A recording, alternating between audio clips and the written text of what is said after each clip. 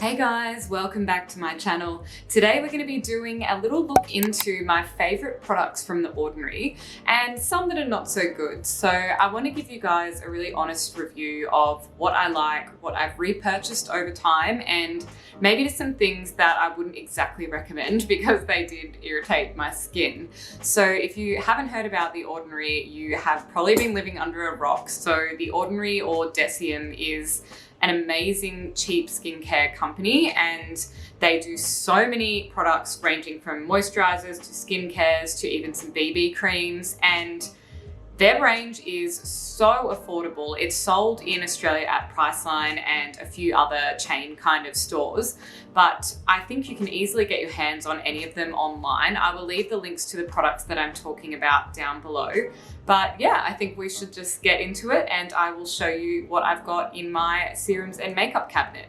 So just a super quick reminder as well, if you're new here or you simply haven't got around to doing it yet, don't forget to hit that subscribe button. Now let's get into the first product I'm going to show you, and that is the 100% L-Absorbic powder, or basically a powdered form of vitamin C. So if you are new to skincare, or even if you're really seasoned in skincare, you would know that vitamin C is an excellent product for your skin. It really gives you that rejuvenated kind of glow and that shine that you'll see on some of my skin. Yes, I do currently have makeup on, but vitamin C, I can honestly say in the last year of using products with that in it, has really transformed my skin. So I'm 31 and my skin was really starting to look very dull. I'd done a lot of traveling. I never used to put sunscreen on under my makeup, and I was suffering from a lot of hyperpigmentation. So when I started using vitamin C, it was really just to restore that really youthful nature in my skin. So this one says it is a fine mesh topical powder, and this, I'll show you what it looks like. So it did come with a little scoopy thing, but I lost it when I moved house. So that is kind of what it looks like. It's just like a powdery formulation, and this is pretty much effectively straight up vitamin C. So if you were to put too much of this on, it can actually be quite harsh on your skin. So I like to mix it in with a serum or a moisturizer. So pretty much any organic or natural kind of serum or moisturizer you've got without alcohol in it, I would say is fairly safe to mix with this product. You can also just go on their website and they have a whole bunch of instructions about what to do. But this one literally just says apply AM or PM. I sometimes do this at night because it can kind of like change color. So unless you were staying home and doing like a face mask, it's not really the kind of thing you just want to put on. And it does say a tingling sensation will be expected. I 100% got the tingling sensation and I was a little bit worried, but basically I used it a lot in my T-zone. So if you ever see me in a video on here and I seem to be covering up a breakout, it's always there for some reason. I'm not exactly sure why. I think it's just hormonal imbalances. I swapped to a light version of the pill, or the mini pill, this year because I'm obviously getting older and like I still want to be on some form of contraception, but I didn't like the effects of what a stronger kind of pill was doing to my body. So yeah, I think my skin just went a little bit crazy again for a while, but it's been very, very clear again now lately. But if it does get out of control, or I just want to do spot pimples like some of the other treatments you can kind of buy, then I would definitely recommend that product. My absolute hero product from The Ordinary, and something that I have probably bought about 5 bottles of now, and I will continue to do so forever, I think, is this one, and that is the Niacinamide and Zinc, so 10% and 1%.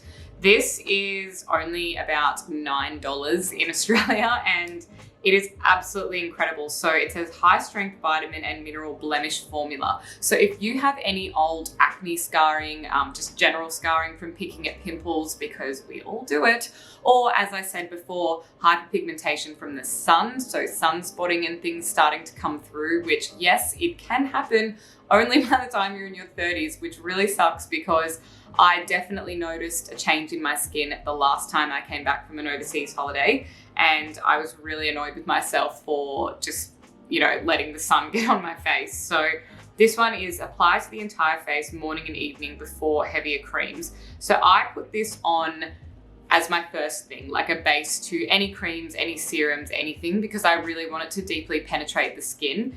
And I wish I had done a before and after photo because this product is absolutely incredible. I first heard about it on Skin by Hiram, which is an amazing skincare and beauty channel on YouTube. If you haven't looked him up, definitely do.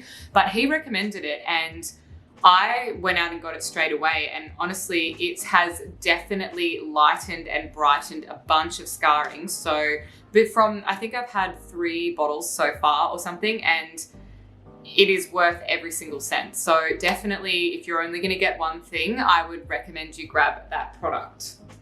Now, something that is not so good and I really didn't like, maybe I got the wrong strength or something, but I got this retinol, which is only a 0.5%. Now, I'm pretty sure the retinols in the Ordinary brand go up to 2%, maybe 5%, I don't really know.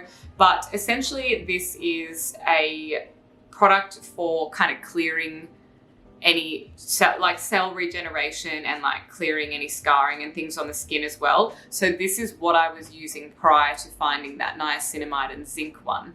And this is so rough on your skin. Like, I think that I've heard it honestly takes a little while for your skin to adjust to this kind of formula. And I would 100% agree with people that have said that yeah, it's not for me. I haven't touched it since, because every time I tried to use it and incorporate it into my skincare routine, it was just giving me breakouts. Even when I spot tested it, breakouts. So yeah, I just don't really think that is a beneficial product for me. What I would recommend in place of that is an AHA, which actually does encourage cell turnover, and I've got one from a brand called ESK, or Evidence-Based Skincare, and that I use in combination with the vitamin A serum at night, and it has really, really transformed my skin, and it's not harsh at all. Another real go-to product from The Ordinary is their multi-serum sort of peptide, which is called the Buffet. So I used to just use hyaluronic acid, but I think hyaluronic acid is great if you're in your 20s and you already have, amazing skin, your collagen is still all intact, there's not fine lines, and you just feel generally quite dewy and hydrated. But when you kind of start to lose that, or even just during winter and you really want to restore your skin a bit better, then I would recommend this. So this one, the Buffet, so I think the hyaluronic acid by these guys is about $9, whereas Buffet is about $25. That's Australian dollars. But this one is apply to the entire face, AM or PM, after cleaning your skin. So again, this one is just kind of like an all-in-one serum. The peptides help it deeply penetrate your skin, and it really just makes me wake up looking really, really youthful. So I would definitely recommend that product as a real go-to serum. The last product I've got was one that I initially didn't buy. My partner bought it and he had quite dry skin, but this one is for hair and skin, and it's called the 100% Marula oil. So this is a cold pressed oil, and this is really one of my new favorites. I think a lot of people are completely right when they say, don't be scared of putting oil on your skin or in your hair, because if it's done in the right way, it's very nourishing and it's not going to make your skin just all horrible and oily. So this one I use, again, if I ever feel like I have really dry skin, I would probably just use it on its own overnight as a kind of hydrating mask. But it also is really good for just a light daytime kind of thing. If you're maybe just popping on a BB cream and some mascara and you're good to go, you could put some of this on as well. But I really love this. I haven't used it on my skin because my hair, because I have kind of oily hair types. So I don't really need that for my hair, but for my skin, I absolutely love this. So if you were to use it on your hair, it's work through damp hair and clean daily as needed. Or for your skin, you just apply a few drops to the entire face daily. So again, this one was really inexpensive and a very unexpected favorite of mine from The Ordinary.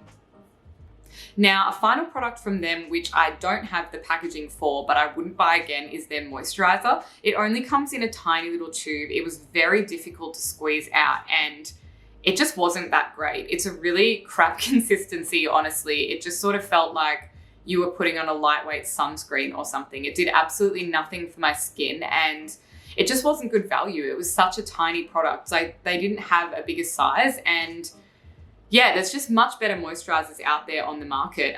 One that I would recommend is I think it's called Silence from Aesop, and they also have a really nice macadamia nut moisturizer as well. Those are around the $60 mark, but they come in quite a decent sized tub, and a little bit goes a long way. So that's really what you want with your moisturizer. And with the Ordinary one, it was just a flop, and I didn't purchase it again.